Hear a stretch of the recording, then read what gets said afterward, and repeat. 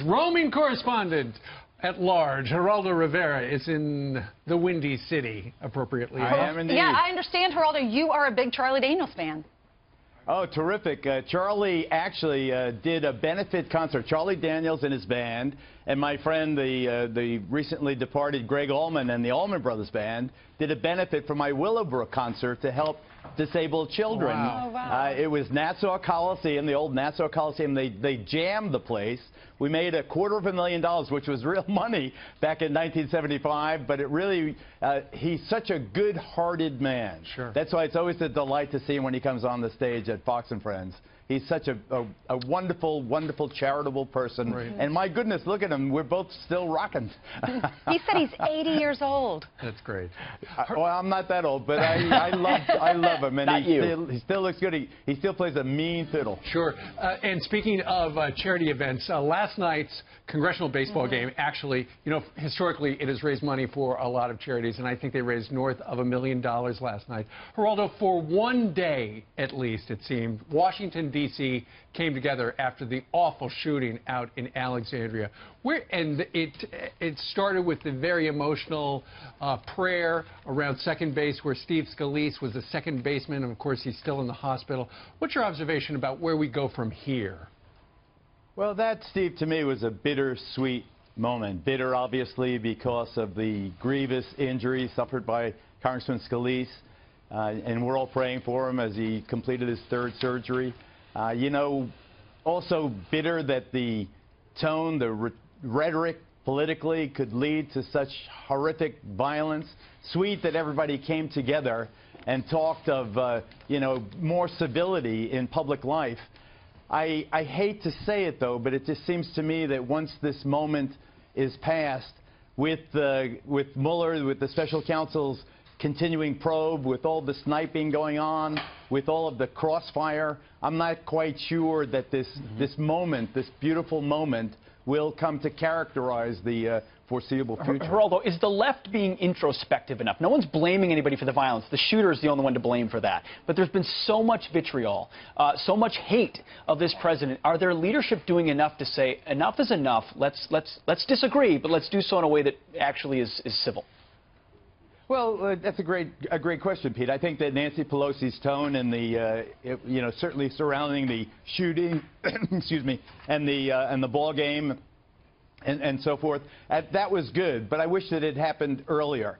Now, I know that people point to the Shakespeare in the Park, Julius Caesar, as Donald Trump as Julius Caesar being knifed to death, and Kathy Griffin holding up the decapitated head of what is obviously Donald Trump, as causing some of this anger that leads to violence. I think rather those artistic expressions are a symptom of the great divide that exists in this country. And never in my public life, half a century now, have I seen the nation quite as divided. Maybe Congressman Scalise's trauma and tragedy can help heal some of this grand chasm that exists between right and left right now. I fear, however, that as this probe goes forward, and as it expands, and as it metastasizes and brings in more and more people, more and more issues. Now it's going to be, you know, the tax returns of the president, Jared Kushner's dealings, you know, what did the CIA director talk to the president about? What did the National Security Administrator talk to the president about? What is it? You know, I think that what we have now going forward is going to be a lot of noise, a lot of spinning of wheels, a lot of accusations, a lot of bitterness that doesn't, I feel, or fear, imbue to the good of the nation. Let me put it that way. Sure. All right, let's talk about the special counsel and what's going on with that investigation. There are two headlines in the Washington Post today, and the first one says, special counsel is investigating Trump for possible obstruction of justice, officials say. The next one, special counsel is investigating Jared Kushner's business dealings. They're looking at his finances and business dealings. Also, Michael Flynn's, Paul Manafort, Carter Page. Why do we know this? These are clearly leaks. There's an investigation going on. We're not supposed to know all of this. So, leaks. What do you make of that, Geraldo? Well, I think that it is really lamentable. Even though I'm a journalist, I think that there has to be some sanctity in the private dealings of the President of the United States.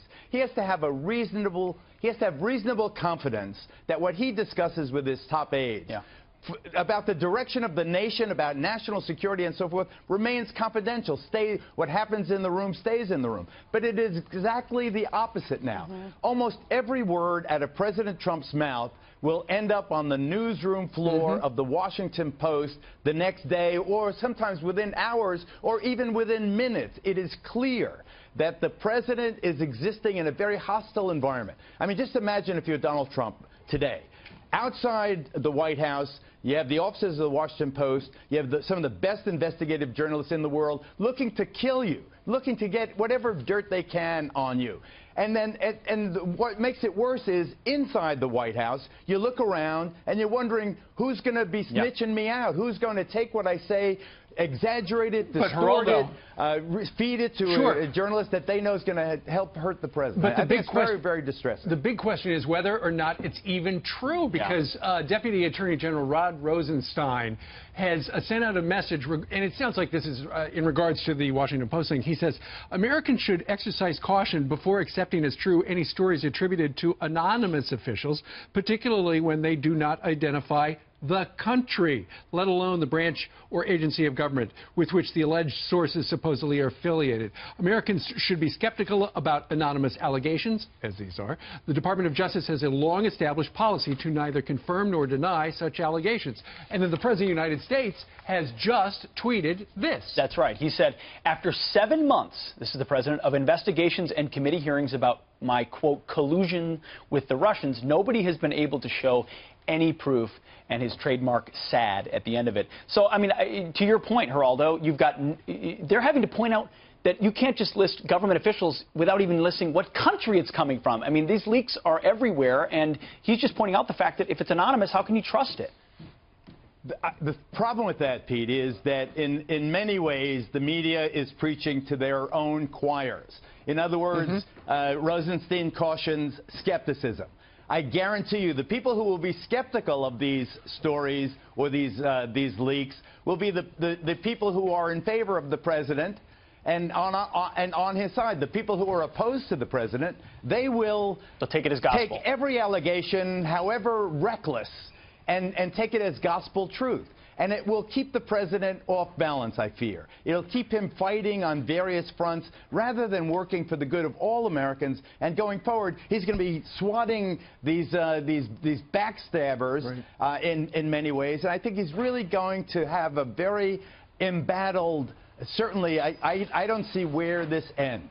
You have Mueller, who's a fine, reputable person, highly competent, but he surrounded himself, as I understand it, with people who tend to be more on the progressive side of the ideological spectrum. Their political philosophies may differ with the president and the Trump administration. So what you're going to have is you've got this entity, this funded entity. Now, no one can touch it because it's, you know, to mess with the special counsel is to interfere with the process of justice. So he's going to do what he does, and it's going to spin these wheels, and he'll find a weakness someplace. He'll find a vulnerability someplace, whether it's Jared Kushner, whether it's something that happened in China, whether it was Moscow. I don't know what it is, but look, Scooter Libby never thought that he was going to be the target in Iran-Contra. He had nothing to do with Iran-Contra, and he's the one guy that went to jail. All right. Geraldo Rivera joining us from the windy city of Chicago on this Friday. I'm sorry it's such a bummer. No, I know. My daughter's graduating here today, so that's congratulations to her. Good reason. What school? Northwestern with honors. Awesome. That's right. Great. It's great. Yeah. Love it. All right, Geraldo, congratulations. Thank you, sir.